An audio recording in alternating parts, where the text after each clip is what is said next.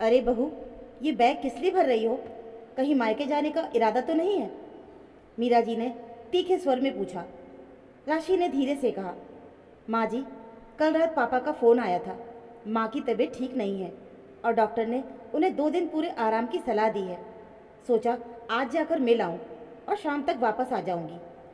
ये सुनते ही मीरा जी का चेहरा सख्त हो गया। उन्होंने चूल्हे पे रखा बर्तन जोर से पटकते हुए कहा, शादी के बाद लड़की का असली घर उसका ससुराल होता है, मायका नहीं। हर छोटी बात पर अगर बेटी मायके दौड़ी चली जाएगी तो इस घर का काम कौन करेगा? बीमार है तो उनका बेटा है, बहू है, पड़ोसी हैं, सब संभाल लेंगे। इतने में राशि का पति रजत भी बाहर आ गया।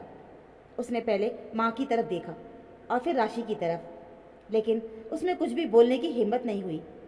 राशि ने उम्मीद भरी नज़रों से उसकी तरफ देखा और बोली, रजत, सिर्फ एक दिन की बात है, माँ बार बार मुझे याद कर रही है। रजत ने नज़रें चुराते हुए धीरे से कहा, राशि, माँ जो कह रही है वही ठीक है, अभी जाने की जरूरत नहीं है, 2-4 दिन के बाद देख लेंगे।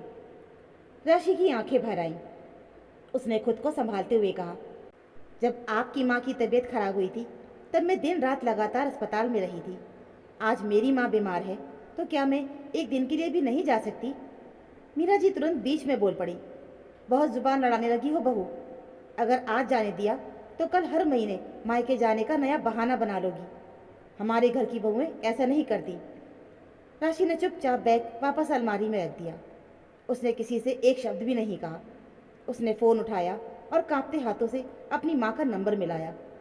उधर से माँ की कमज़ोर आवाज़ आई, बेटा, आने की ज़रूरत नहीं है, अपना घर संभाल, मैं ठीक हूँ।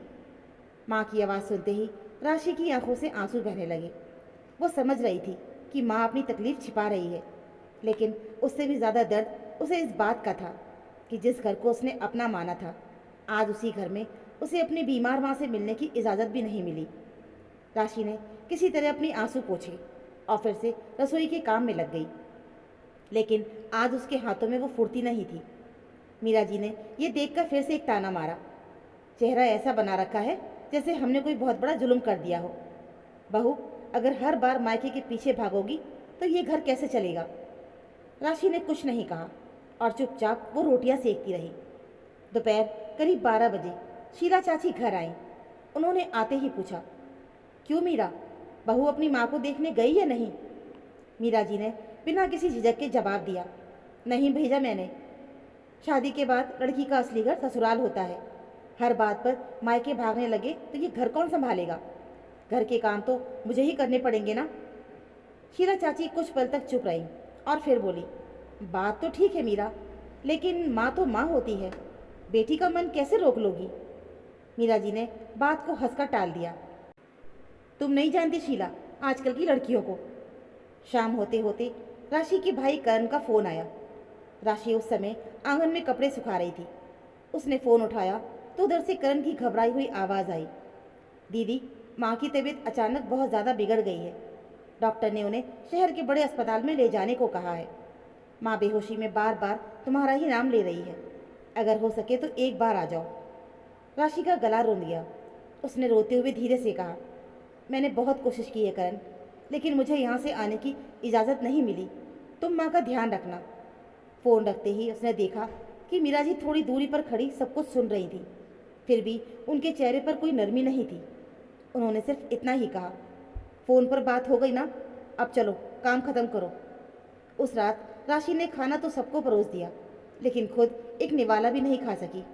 रजत ने देखा तो धीरे से पूछा, खाना क्यों नहीं खा रही हो? राशि ने पहली बार उसकी आंखों में सीधी नज़रें डाल के कहा, जिस बेटी को अपनी बीमार माँ का चेहरा देखने का हक भी ना मिले, उसके गले से खाना कैसे उतरेगा रजत?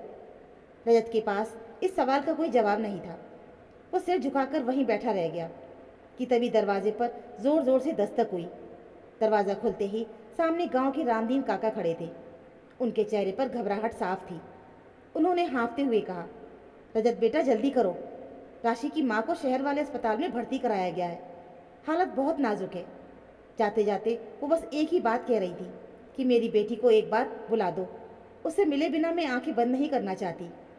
ये सुनते ही राशि के हाथ से पानी का ग्लास छूटकर ज़मीन पर गिर गया। उसने बिना किसी की तरफ देखे कमरे से अपना दुपट्टा उठाया और बाहर निकलने लगी कि तभी मीरा जी ने फिर वही सख्त आवाज़ लगाई, रुको बहू, रात के समय कहीं नहीं जाया जाता, तुम्हें नहीं पता क्या?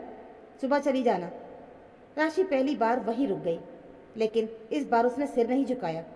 उसने सीधा मीरा जी की आंखों में देख कर कहा, माँ जी, अगर आज मैं नहीं गई, मेरी माँ की आंखें हमेशा के लिए बंद हो गई तो मैं खुद को ज़िंदगी भर माफ़ नहीं कर पाऊंगी।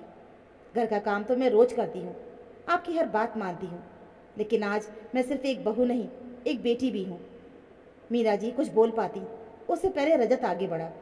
उसने पहली बार अपनी माँ से साफ शब्दों में कहा, माँ, अगर आज हमने राशि को रोक दिया तो ये ज़िंदगी भर इस दर्द के साथ जिएगी।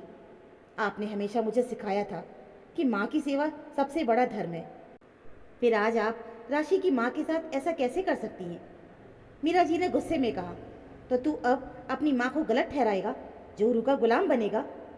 रजत ने शांत आवाज़ में कहा, गलत या सही का फैसला मैं नहीं कर रहा माँ।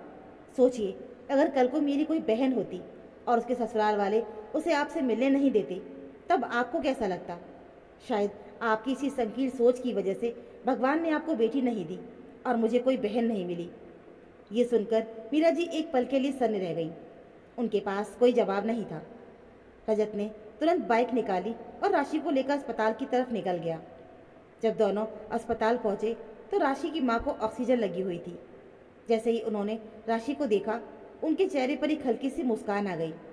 उन्होंने कांपते हाथों से राशि का हाथ पकड़ा। राशि फूट फूट कर रोने लगी और माँ का हाथ अपने माथे से लगा लिया।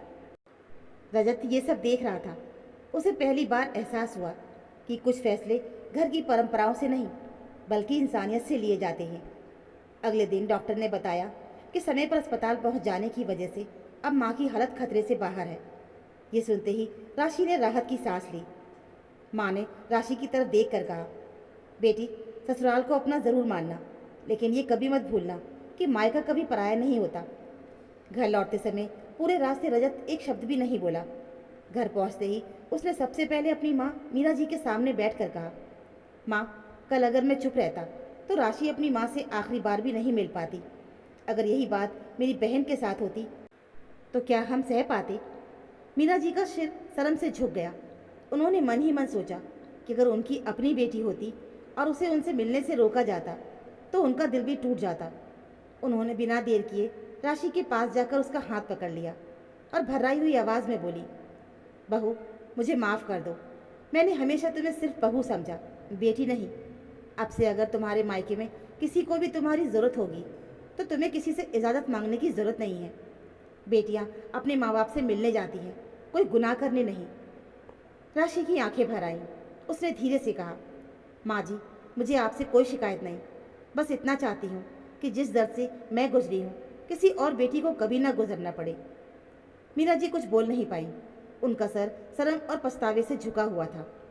उस दिन के बाद से मीरा जी की सोच पूरी तरह बदल गई। उन्होंने पूरे मोहल्ले के सामने यही बात कही कि बहू भी किसी की बेटी होती है। अगर हम अपनी बेटी के लिए सम्मान चाहते हैं तो हमें दूसरे की बेटी को भी वही सम्मान देना होगा।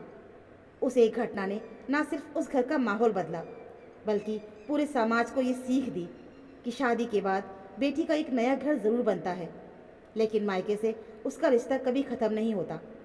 यही रिश्तों की सबसे बड़ी सच्चाई है। एक सास को भी ये कभी नहीं भूलना चाहिए कि जो बहू उनके घर की रौनक बनी है वो भी किसी माँ का कलेजा है। अपनी बेटी के लिए जो सम्मान और अधिकार हम चाहते हैं वही सम्मान हमें दूसरों की बेटी को भी देना चाहिए। समाज के बनाए नियम या घर की परंपराएं कभी भी मानवीय संवेदनाओं से बड़ी नहीं हो सकती। किसी बीमार माँ से उसकी बेटी को दूर रखना परंपरा नहीं बल्कि क्रूरता है। रजत का चरित्र ये दिखाता है कि सिर्फ मूक दर्शक बने रहना गलत का साथ देने जैसा है। जब बात सही और गलत की हो तो अपनों के सामने भी सच का साथ देना ज़रूरी है।